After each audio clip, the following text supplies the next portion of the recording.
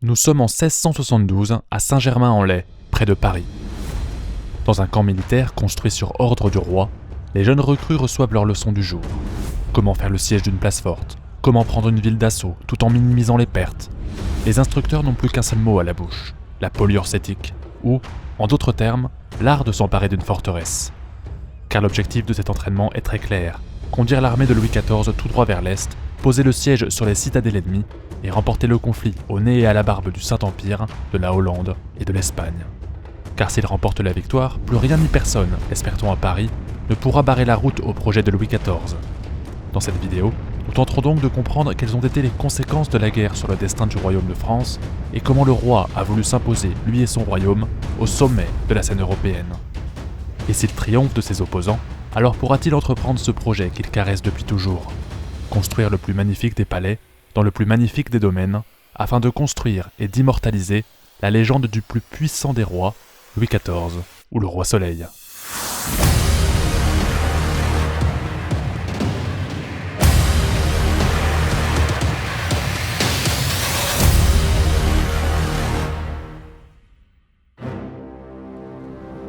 Dans l'épisode précédent, nous avons tenté de comprendre comment Louis XIV a voulu redresser le pays après une grave période de troubles marquée par la Fronde et par la guerre de 30 ans.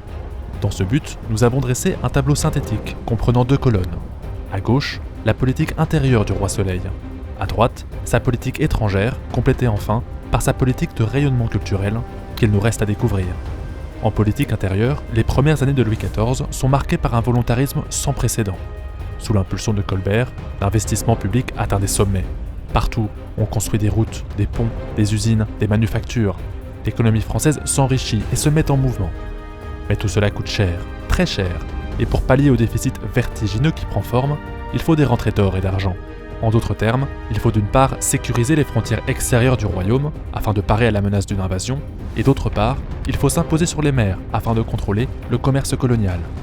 Dans ces objectifs, le roi entre alors en guerre contre l'Espagne, puis contre la Hollande. Une véritable démonstration de puissance qui, si elle est couronnée de succès, inquiète en plus haut lieu au sein des cours européennes. On perçoit en effet l'entreprise de Louis XIV comme une menace à l'équilibre des forces sur le continent. Et il n'en fallait pas moins pour qu'une coalition se forme autour de Vienne, de Madrid et d'Amsterdam. Louis XIV est donc encerclé. Alors que doit-il faire ? Déposer les armes, négocier la paix, ou bien rassembler ses généraux et attaquer le premier afin de surprendre ses adversaires ?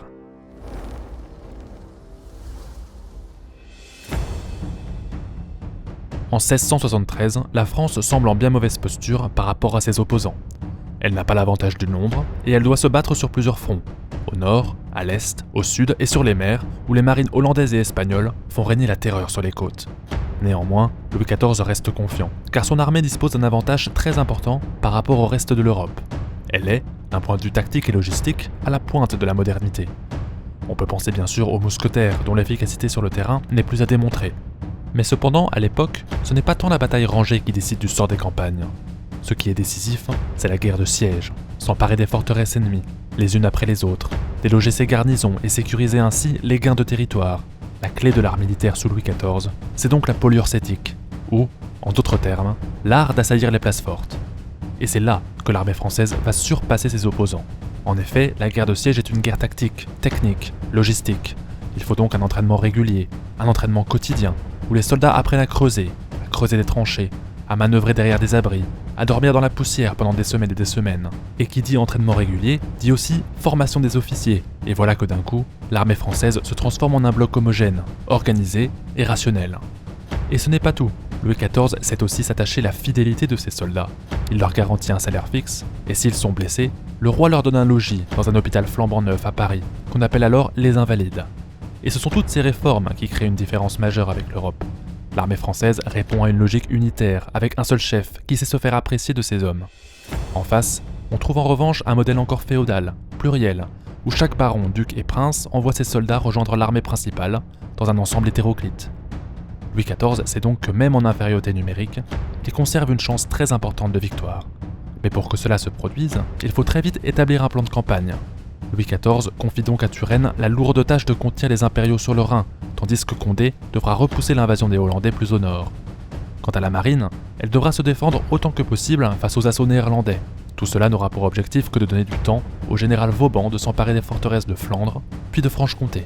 Ce faisant, il pourra constituer une ligne défensive imprenable, et les coalisés n'auront plus qu'à se tenir tranquilles. Les dés sont donc jetés, et en juin 1673, Vauban doit ouvrir le bal des hostilités devant une ville qu'on prétend inviolable, insaisissable, la forteresse de Maastricht.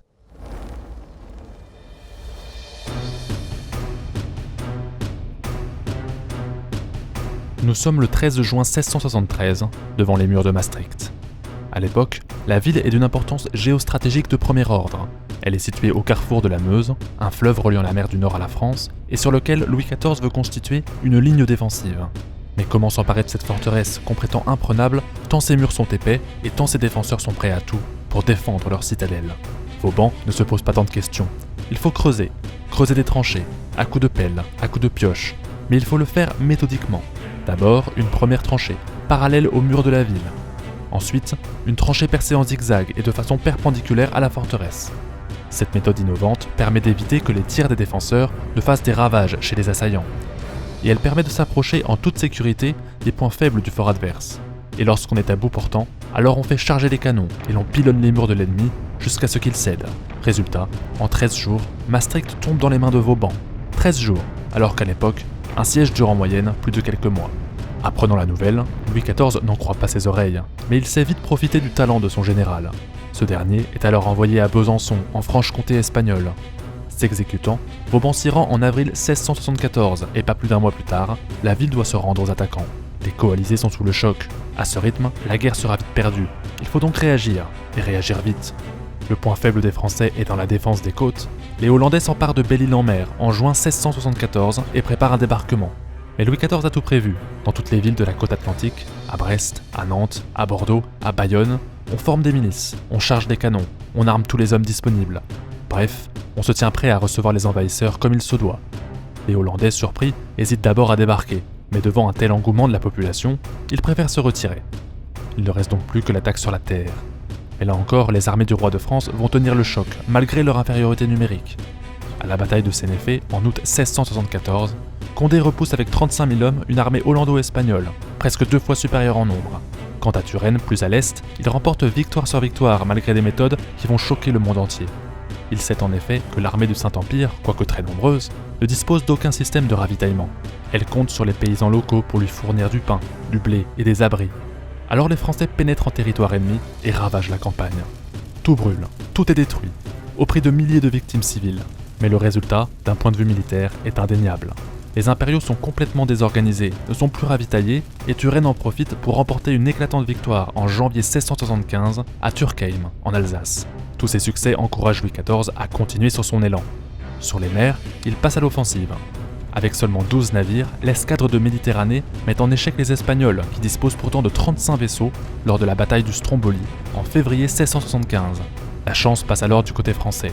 Sur tous les fronts, les armées de Louis XIV sont victorieuses. Bref, la guerre devient vite insoutenable pour Vienne comme pour Madrid et Amsterdam.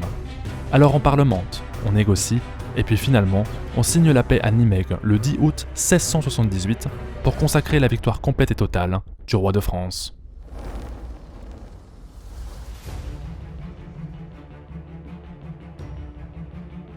D'un point de vue militaire et diplomatique, la guerre de Hollande est un succès sans précédent.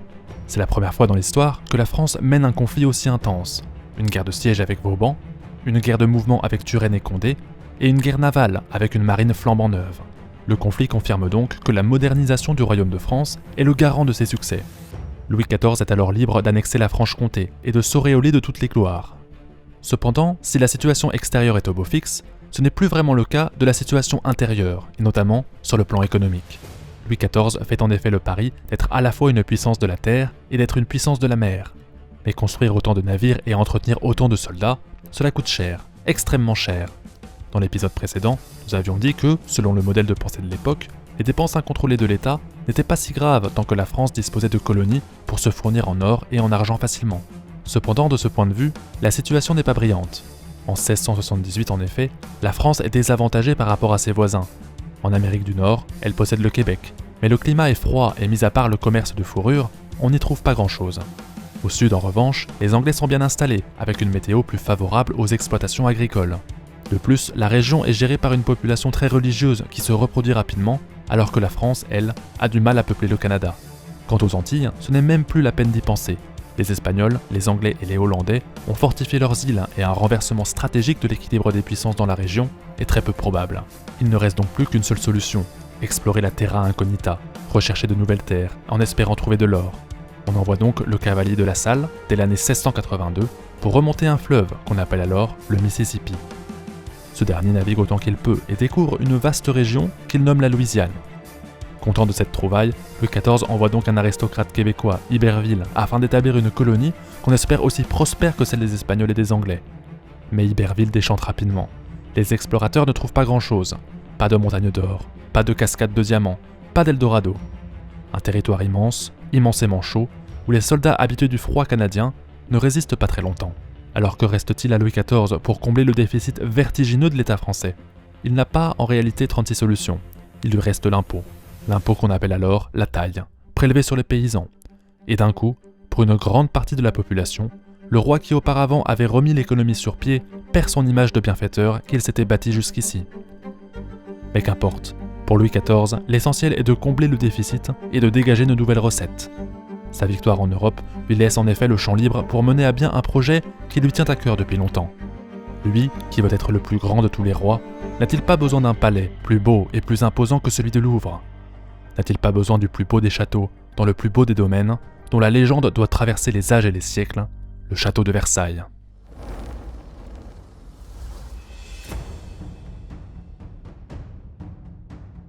Après les succès de ses armées et de sa marine, Louis XIV souhaite mener à terme le projet de toute une vie. Un projet qui doit magnifier, qui doit sublimer, voire diviniser sa réussite, tant sur le plan intérieur que sur le plan extérieur. Et rien de mieux pour couvrir d'éloges un roi que de mobiliser les arts et les lettres au service de sa gloire. L'enrôlement des artistes n'est pas un phénomène nouveau en Europe, loin de là. En tout temps et en tout lieu, les artistes ont toujours été sollicités pour peindre et pour chanter les actes de bravoure de leur souverain. Mais chez Louis XIV, cette mobilisation de l'art va prendre des dimensions titanesques. En effet, Louis XIV ne se contente pas seulement de belles peintures, de belles statues ou de beaux pamphlets. Il veut stupéfier, il veut abasourdir, il veut éblouir le commun des mortels devant sa gloire et sa grandeur. Et dans cet objectif, il ordonne aux meilleurs artistes du pays de lui construire le plus magnifique des palais. Les travaux commencent très tôt, dès le début du règne de Louis XIV, comme si le roi, malgré son jeune âge, caressait une envie imprescriptible de fuir la capitale. Et s'il fait édifier à Versailles le plus superbe des châteaux, ce n'est pas uniquement pour y installer son gouvernement. Il veut également que les ducs, les princes et les barons de tout le royaume s'installent auprès de lui. Mais pourquoi a-t-elle besoin de proximité? Car sans le savoir, le roi engage la France dans une véritable révolution des us et des coutumes. En appelant les seigneurs à s'installer au château de Versailles, il réunit l'ensemble des forces politiques du royaume en un seul endroit, en un seul lieu, en un seul domaine. Un domaine où tout est construit pour la gloire du roi, et où tout le monde, absolument tout le monde, peut être surveillé, manipulé et contrôlé par Louis XIV. Car le monarque se souvient. Il se souvient que, alors qu'il n'était qu'un enfant, les nobles du royaume l'ont humilié, l'ont persécuté, l'ont assiégé. Et tous ces gens, tous ces traîtres, pense-t-il peut-être, comment détruire chez eux toute envie de révolte, même par la pensée? Versailles en définitive, ce n'est pas seulement un château, c'est le projet d'un règne. C'est le projet qui doit accomplir la revanche de Louis XIV sur cette noblesse insolente qu'il avait défiée lorsqu'il était enfant. Versailles, c'est l'absolutisme, c'est la prison dorée dont le seul et unique geôlier, le roi, aura tout le loisir de transformer ses victimes, les nobles, en des courtisans dociles. Et si ce projet réussit, alors quelles seront les conséquences sur la destinée du royaume de France? Les nobles vont-ils se jeter dans la gueule du loup? Louis XIV va-t-il réussir son pari et se hisser au sommet de sa puissance? Pour le découvrir, vous pouvez vous abonner à Bataille de France, laisser un commentaire en bas de la vidéo et rendez-vous au prochain épisode.